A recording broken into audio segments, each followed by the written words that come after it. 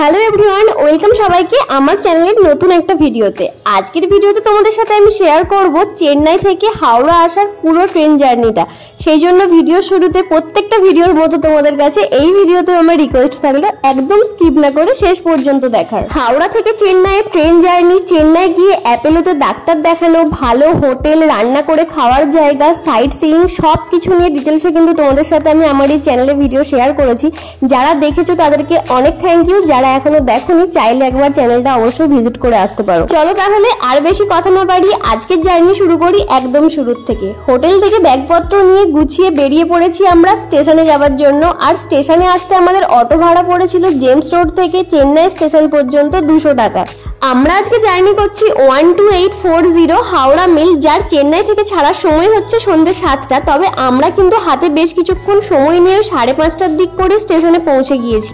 আমাদের ট্রেন দিয়েছিল 4 নম্বর প্ল্যাটফর্মে। তবে হ্যাঁ, আজকের এই ট্রেন জার্নিটা আমার কাছে কিন্তু একটু অন্যরকমই, কারণ আজকেই ফার্স্ট টাইম আমি জার্নি করব থার্ড ইকোনমিতে। এর আগে আমি থার্ড এসিতে গেছি, কিন্তু থার্ড ইকোনমির জার্নি আমার এই প্রথম।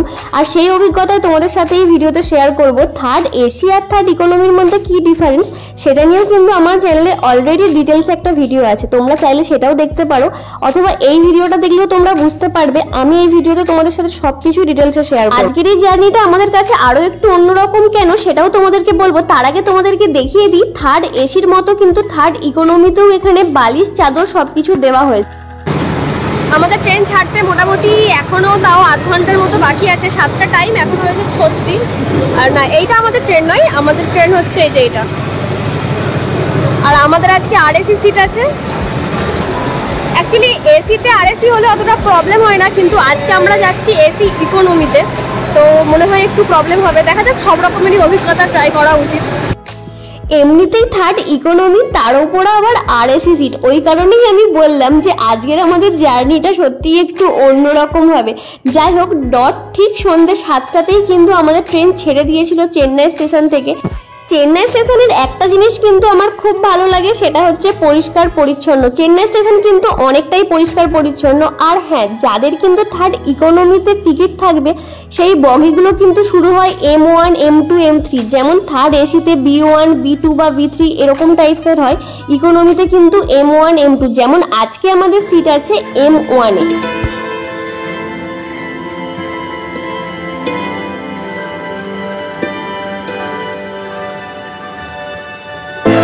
ভারত বা বাংলাদেশ থেকে আমরা কিন্তু প্রায় অনেকেই চেন্নাই যাই অ্যাপেলো ট্রিটমেন্টের জন্য। আর অ্যাপেলোতে ট্রিটমেন্ট করাতে ঠিক কেমন কি কস্ট লাগে সেই আইডিয়া নিয়ে আমার চ্যানেলে একটা ভিডিও আছে, যেটা আমি ডেসক্রিপশন বক্সে দিয়ে দেবো, তোমাদের দরকার হলে চেক করে নিতে পারো।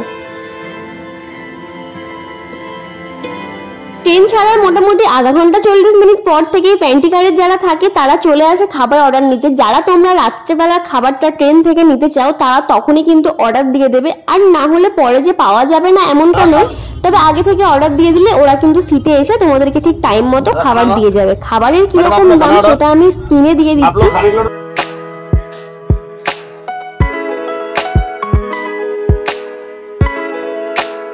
আমার এই ভিডিওটা তোমরা যারা দেখছো তাদের মধ্যে কে কে এখনো আছো যারা থার্ড ইকোনমিতে জার্নি করোনি, অবশ্যই কিন্তু আমাকে কমেন্টসে জানাবে। যেমন এই জার্নিটা ছিল আমার থার্ড ইকোনমিতে ফার্স্ট টাইম। দেখো, ট্রেন ছাড়ার কিছুক্ষণের মধ্যে কিন্তু এখানে গার্বেজ নিতে চলে এসেছে। আসলে বালিশ বা চাদরগুলো যে কাগজগুলো দিয়ে কভার করা থাকে ওটার জন্য কিন্তু ট্রেনটা অনেক মেসি হয়ে যায়।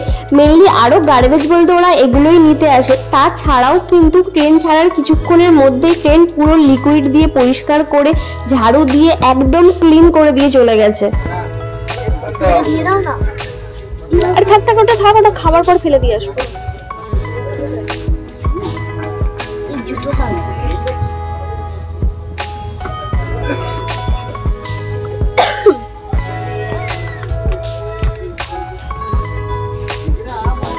বাড়ি থেকে বানিয়ে নিয়ে আসা, হোটেল থেকে বানিয়ে নিয়ে আসা এইসব খাবারগুলো দিয়ে আমাদের কিন্তু খাওয়াটা খুব ভালো হয়েছিল। যার মধ্যে ছিল ডিম দিয়ে আলুর ঝোল, রুটি, মটর আলুর তরকারি, মাছের ঝোল, ভাত। এই খাবারগুলো কিন্তু কষ্ট করে একটু হোটেলে বানিয়ে নিতে পারলে তাহলে ট্রেনের এই অখাদ্য কুখাদ্য খাবারগুলো আর খেতে হয় না।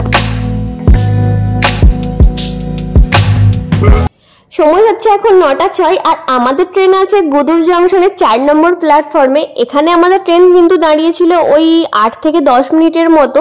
চেন্নাই থেকে ট্রেন ছাড়ার পর এটাই কিন্তু আমাদের ফার্স্ট স্টেশন যেখানে আমাদের ট্রেন থামবে। রাত্রি 9টা বাজতে না বাজতেই ট্রেনের ভেতরকার অবস্থা একবার দেখো, প্রায় অনেকেই খাওয়া দাওয়ার চব্য মিটিয়ে দিয়ে শুয়ে পড়েছে। আর আমরা শুধু বসে বসে এটাই ভাবছিলাম, এমনিতেই তো ইকোনমি, তার উপর আবার আরএসি সিট, হাওড়া পর্যন্ত পৌঁছাতে আমাদের হাল বেহাল হয়ে যাবে না তো। থার্ড এসির থেকে থার্ড ইকোনমির ভাড়া কতই বা কম, যার কারণে আমরা এসির টিকিট বুক না করে ইকোনমিতে জার্নি করছি, তাও আরএসিতে। সবকিছু শেয়ার করব তোমাদের সাথে কাল সকালে একদম ডিটেলসে। এখন তো ট্রেনের সবাই প্রায় ঘুমিয়ে পড়েছে, তাই আজকে রাত্রের মতো গুড নাইট, দেখা হচ্ছে কাল সকালে।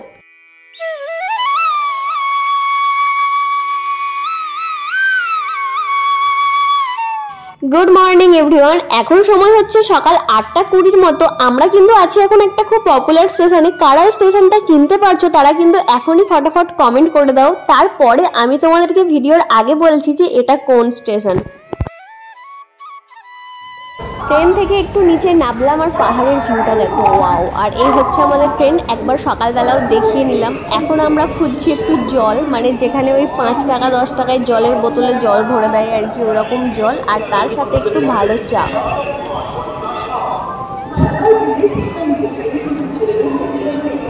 এইখানে আর বোকার মতো ভালো চা খুঁজলে কোথায় পাবো, আমরা সেই 10 টাকা দিয়ে রেলের চাই কিনলাম। যাই হোক, আমি বলে দিই আমরা এখন আছি বিশাখাপত্তনম স্টেশনে। এখানে আমাদের ট্রেন থামার কথা ছিল 20 মিনিটের মতো, কিন্তু আমাদের ট্রেন দাঁড়িয়েছিল প্রায় 40 মিনিটের বেশি।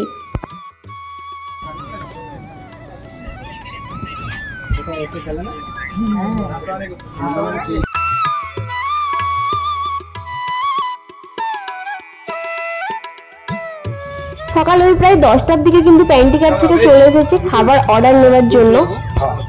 आप लोग का खाना होगा मैडम? दोपहर के लिए खाना ऑर्डर? अच्छा मैडम खाना ऑर्डर, दोपहर के लिए खाना।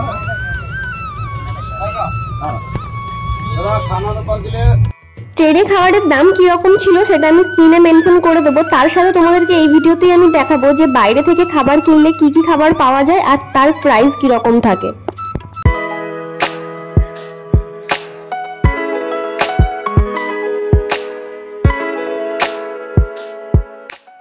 ট্রেন থেকে না নিয়ে স্টেশন থেকে আমরা নিয়েছিলাম 2 রকমের থালি, যার মধ্যে একটা ছিল মাছের থালি আর একটা হচ্ছে ডিমের থালি। ডিমের থালির মধ্যে কিন্তু 2টো ডিম ছিল, তার সাথে ছিল পাঁপড়, ভাত, ডাল আর একটা রকমের সবজি, একটা চাটনির প্যাকেট। আর একটা ছিল মাছের থালি, মাছের থালিতে ছিল চাটনি, ডাল, একটা সবজি, ভাত আর 1 পিস মাছ, যার দুটোরই দাম নিয়েছিল 120 টাকা করে।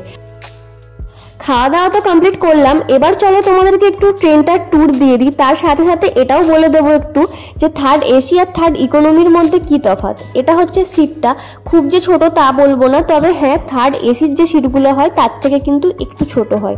আর এখানে আর একটা ছোট একটু ডিফারেন্স হয়, সেটা হচ্ছে থার্ড এসির সিটগুলো হয় একটু মোটা, মানে আর একটু নরম, তার তুলনায় থার্ড ইকোনমির সিটগুলো একটু শক্ত হয়। ইকোনমির সিটের মাথার সামনে এরকম একটা করে এসি পয়েন্ট আছে, তার সাথে কিন্তু আরও একটা লাইটও আছে, সেটা তোমাদেরকে পরে দেখাচ্ছি। যেমন নর্মালি এসি থাকে এসি বগিতে সেই রকম আছে, একটা মাঝখানে মিরর আছে, দুদিকে 3টে 6টা সিট আছে, আর একদিকে সাইড আপার সাইড লোয়ার যেরকম থাকে সেই রকমই। প্রবলেম শুধু একটাই হয় যে এখানে সিটের মাঝে স্পেসটা একটু কম থাকে। এটা হচ্ছে আপার বাতে, যার সামনে বোতল রাখারও একটা করে জায়গা। চাদর আর বালিশের কথা তো আগেই বলেছি। এই দেখো, 2টো সিটের মাঝখানে যে রোটা থাকে এটা কিন্তু একটু সরু হয় এসির তুলনায়। ট্রেন ছুটে ছুটে হাঁপিয়ে গেছে, ওই জন্য ট্রেনকে এখন জল খাওয়ানো হচ্ছে।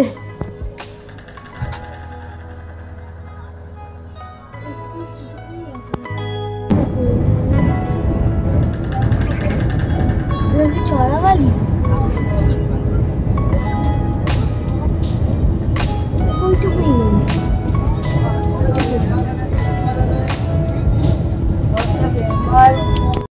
আগের ভিডিওতে তোমাদেরকে তো বাথরুমটা দেখিয়েছি, সেই জন্য এই ভিডিওতে আর দেখালাম না। তবে পুরো ট্রেন জার্নিতে আমরা কিন্তু জলের কোনো রকম প্রবলেম ফেস করিনি, ঠিকঠাক জলই ছিল মোটামুটি পুরো ট্রেন জার্নিটাতে। প্রত্যেকটা সিটের মাথার ওপরে কিন্তু এইরকম একটা লাইট আছে, যার সুইচ আছে ওর সামনেই, নিজেদের সুবিধার্থে তোমরা ব্যবহার করতে পারো, অন অফ করতে পারো। ইকোনমি আর এসির মধ্যে আরেকটা যে ডিফারেন্স হয় সেটা হচ্ছে ভাড়ার, যেটা খুব বেশি হয় তা না। তোমরা দেখতেই পারো এখানে থার্ড এসি আর থার্ড ইকোনমির ভাড়ার মধ্যে ওই 110-20 টাকার মতো ডিফারেন্স। উড়িষ্যা ঢোকার একটু আগে থেকেই আমাদের ট্রেন কিন্তু 1 ঘন্টা 20 মিনিট লেট ছিল। তবে হ্যাঁ, ভুবনেশ্বর পেরোনোর পর ট্রেন ঠিকঠাক চললেও শেষে গিয়ে যে অবস্থা হয়েছিল সেটা তোমরা ভিডিওটা আগে দেখতে থাকো, সাথে সাথে তোমাদের বলছি। এখন আমরা আছি খড়গপুর স্টেশনে। খড়গপুর স্টেশনে আমাদের ট্রেন 45 থেকে 50 মিনিট লেট থাকলেও হাওড়া স্টেশনে ঢোকার টাইম কিন্তু হোয়ার ইজ মাই ট্রেন এই অ্যাপসে ঠিকঠাকই দেখাচ্ছিল। চেন্নাই থেকে হাওড়া আসার এই জার্নিটা আমি যতটা পেরেছি নিজের অভিজ্ঞতা দিয়ে তোমাদের সাথে শেয়ার করার চেষ্টা করেছি। সবকিছু তো আর একটা ভিডিওতে বলা যায় না। যদি কিছু মিস করে থাকি বা তোমাদের যদি কিছু জানার থাকে অবশ্যই কিন্তু আমার কমেন্ট বক্সে কমেন্ট করতে পারো। আমার জানা থাকলে অবশ্যই আমি রিপ্লাই করব। খড়গপুরের পর আমাদের ট্রেন কিন্তু সোজা এসে থামলো সাঁতরাগাছি স্টেশনে। সাঁতরাগাছি স্টেশনে বাকি আমার সাথে যারা ছিল আমার ফ্যামিলি মেম্বার সবাই নেমে গেল। তারপরেই হলো আসল খেল শুরু। সাঁতরাগাছিতেও ট্রেন অবশ্যই লেট ছিল, কিন্তু হাওড়া স্টেশন পর্যন্ত যেতে যে এত লেট করবে আমি ভাবতে পারিনি। আমার হাওড়া স্টেশনে নামার টাইম ছিল রাত্রি 11টা, সেখান থেকে 12টা, 12:30 পুরো ট্রেনটাই হাওড়া কেবিনের সামনে এসে দাঁড়িয়েছিল। কিভাবে যে আমি নেমেছি আর কিভাবে হাওড়া স্টেশন পৌঁছেছি সত্যিই বলার মতো নয়। সিরিয়াসলি 11টা 12:52 বাজে। চেন্নাই থেকে হাওড়ার পুরো ট্রেন জার্নি কার কেমন লাগলো প্লিজ কমেন্টসে জানিও। আর যদি ভালো লাগে তাহলে একটা লাইকও করে দিও। তার সাথে তোমরা এটাও জানিও যে কে কবে খুব তাড়াতাড়ি চেন্নাই যাচ্ছ বা চেন্নাই থেকে ফিরছো। Thanks for watching. দেখা হবে নেক্সট ভিডিওতে। সবাই ভালো থেকো, সুস্থ থেকো।